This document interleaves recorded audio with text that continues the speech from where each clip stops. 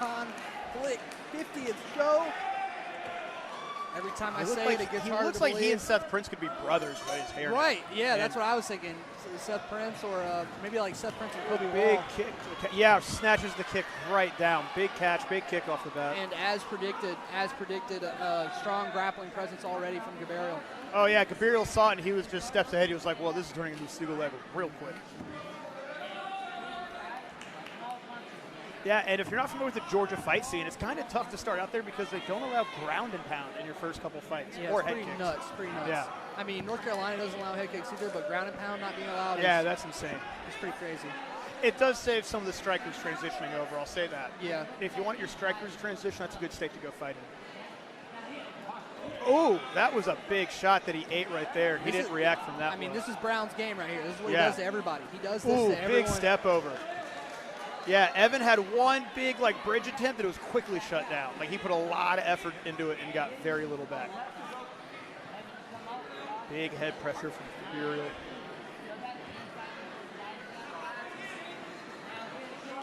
Now, one difference that I want to point out between Cameron Reynolds' grappling and Gaberial's, that was a thudding blow, is that Gaberial is leaving a little bit more space, which is making the pass more available to him. Well, he's leaving space to find shots. But, man, he is hitting some shots right now. He is hitting big shots, relentlessly. He's in that crab ride, too, and that's a rough position. That's a rough position, but if you're leaving space, you got to fill it with strikes. And that's the big difference. Evan Hayes got to move, dude. Even these little tiny, even the little giving shots. up the back. Now he's looking for the hook going to the back. I don't think I've seen a lot of Gaberial Brown's back game here. I know he's got a good sick mat return from the back. Now he's on a double leg. Doing a good job with the frames is Evan Hayes. That was almost an illegal knee there. That was kind of like the thigh. I was listening to, and Gaberial's right down on top. I was listening to the rules meeting earlier, and Jimmy Neely was talking about transitional striking, and I think that he has a way to explain it very tightly, but basically he was saying if you throw a strike in a legal position and then your opponent moves into a position where it would be illegal for you to hit them, you're still legal. That's called a transitional strike. So if you go for a body kick and they duck into a head kick and head kicks are illegal, you're not DQ'd. Sticking the fork in the light socket. Right, exactly. And I feel like that's kind of what happens sometimes in those exchanges. It's very hard for me to say hey, it's dangerous and I got to be in there. Sometimes stuff happens. Right, exactly. Yeah. Especially when it comes to stuff like knees up the middle against takedowns. It's very weird to me that you would try to dive on one of those and say that it was a DQ when that's really one of the only tools you can have in this rule set to stop somebody from just shooting on you. Yeah. Man, Evan Hayes still really working to try and make space, but every time he makes any space, Gaberial is just striking right back in. Yeah, he has gotten even better since the last time I saw him somehow. He is coming off of a loss from that showcase fight back in October, but he looks improved. So I like what he does is that Anna Toole having an absolute blast as a special guest green card girl. And if you haven't seen her fight, I think some of these guys need to take some striking privates from her. Incredibly beloved because every single time she's picked up that card to sing around, she's gotten a louder pop than some of these fighters. Oh, yeah. But as I was saying, Gaberial's doing a great job of pressure on, pressure off strikes. Yes. Pressure on, pressure off strikes. Pressure on, pressure off strikes. Where previously, Cameron Reynolds was like, nah, man, pressure. But that shows the education of a debut to having 7 fights. You feel that difference of pressure on, pressure off. Well, let me tell you, we're about 4 fights in, and this building's getting pretty crowded. I mean, I think everybody's starting to get here, finding their seats, getting ready for the main portion of our card to start after this fight here. It's getting louder in here with each fight. All right, Gaberial Brown. Ooh, slick head kick off the bat. That's that Revolution style, very slick kickboxing. Oh, he's up 1 round. He's playing with it. Yeah, this is good to see Gaberial Brown really mixing up his striking in there as well. Well, it's nice, right? Like you have a guy. Yeah, great read on the punches and enters in the takedown right underneath. You saw the punches come, and he created the striking exchange, saw the punches went opening. He's keeping it very textbook, and I love it. Right, and it's one of those things where you come out the first round, you shoot immediately, and the guy comes out, like Evan comes out for the second round ready for you to shoot. And then you come out and you kick him in the head. You play with a little striking. When I saw that, I was like, what a great mix-up. Because then Evan went, oh, cool, we're going to strike now? Bet. And then he got comfortable for 1 second, and Gaberial was just in. Before he could get in gear for striking, he was taken down with the timing. And man, that is not fun. Like, you land a good shot, and you're like, awesome. Why am I on my back now? It is not a good time. Evan's still staying active, and we see from that last fight, Malik Lee was a lot more stagnant. Evan is still moving. So is Gaberial. And Gaberial's like just one step ahead, though. But, Gaberial, he's leaving more space for the pass like we mentioned earlier, and he's also using a lot of inside. But he's doing the right thing where he goes, like I said, like tight space, tight to space, tight to space. He wants Evan to put some frames back in because that's when he's going to start punching around. Exactly. If he goes pressure, he has to deal with it, create space. Evan has to get his hands to get back up. Then Gaberial punches, pressure's back down. I love that. It's very educated. If people could appreciate more how hard it is to do that, more people would appreciate exchanges like this. Especially like the last fight we saw for 3 straight rounds of jiu-jitsu perfection. It's tough to put that together. That's 15 minutes of work. Yeah. Or actually, in the amateur setting, in 9 minutes of straight work. Everyone thinks they can fight until they go to their first jiu-jitsu class and can't hold down a white belt. Gaberial, right to mount. Gaberial with that knee cut goes straight to the mount, and now Evan is turning right here in front front of us. Back.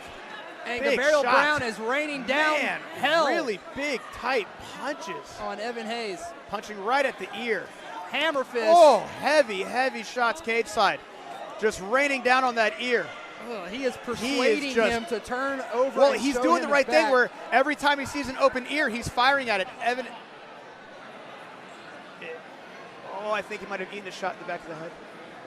Ah, okay. Yeah, I think, like Gaberial, like he was getting a little excited, and it looked like he kind of popped him in the head right there. Well, that's what you do when you have a shot at the back of the head like that. And it's tough. Like something I tell my fighters: follow the ear, follow the ear, follow the ear.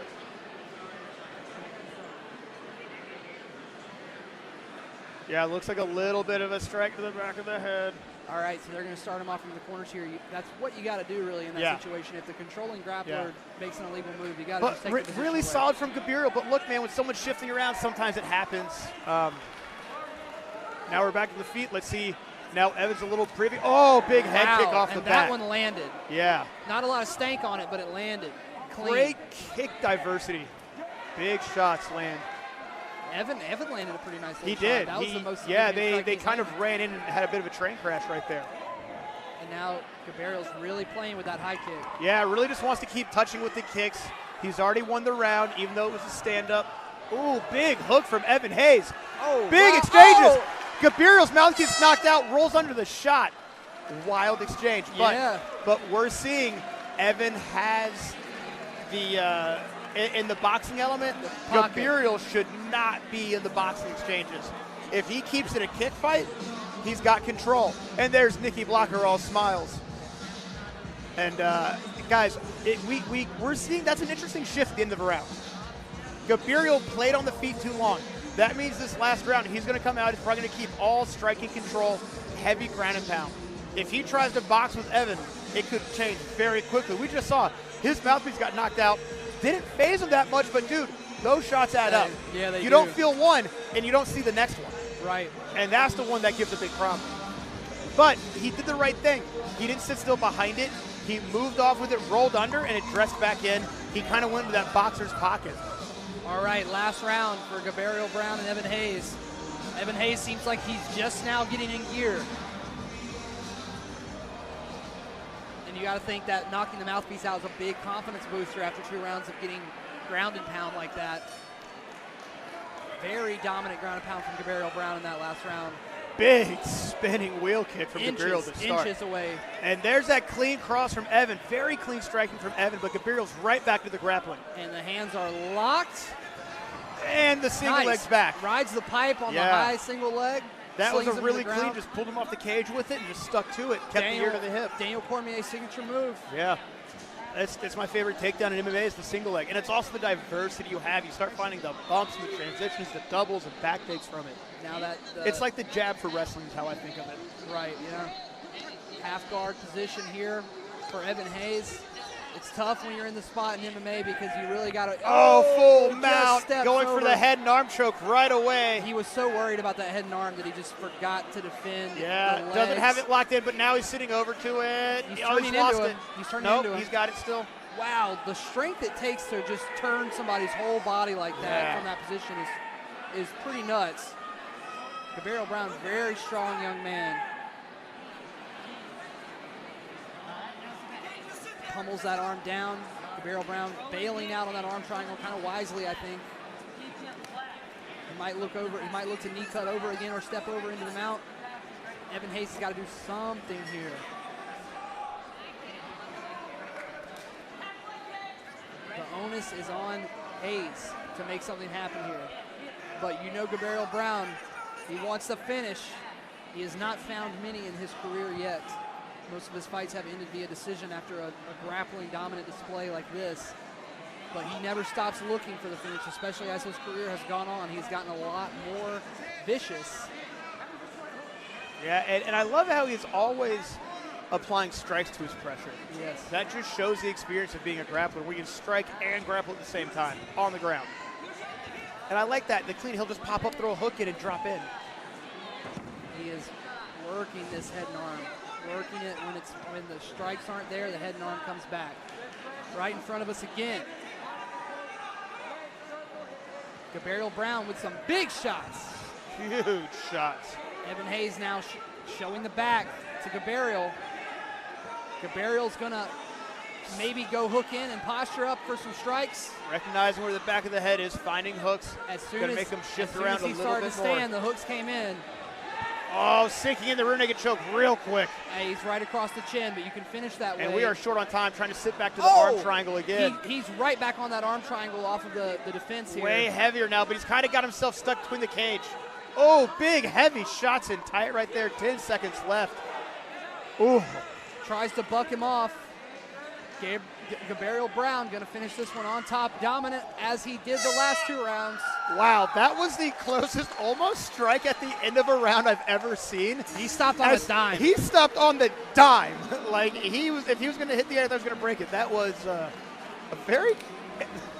Sorry, that just kind of surprised me right there. How quickly he stopped that punch. That was like a movie a little bit. Yeah, I went, okay, weird. All right, did the Matrix just stop? All right, but Gaberial Brown looks like he's inevitably going to 6-2 as an AMI, and you got to think that guy's getting ready to go pro. I'd say the really cool thing about seeing the ring card girls in here tonight is that these are all conflict veterans. All the ring card girls are conflict veterans, and they are all Emily extremely violent women. We saw in the last conflict show, she won with a outstanding first round knockout. 15 seconds. Yeah. 15-second knockout for Emily. I think that Conflict MMA has the most dangerous ring card girls, except maybe for some like promotions in like Serbia.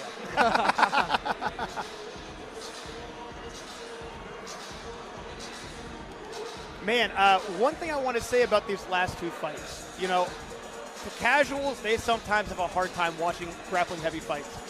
If you do jiu-jitsu or you want to get into MMA, or if you're a striker getting into MMA, look at those 2 fights and recognize what to be looking for, because that was outstanding jiu-jitsu for MMA.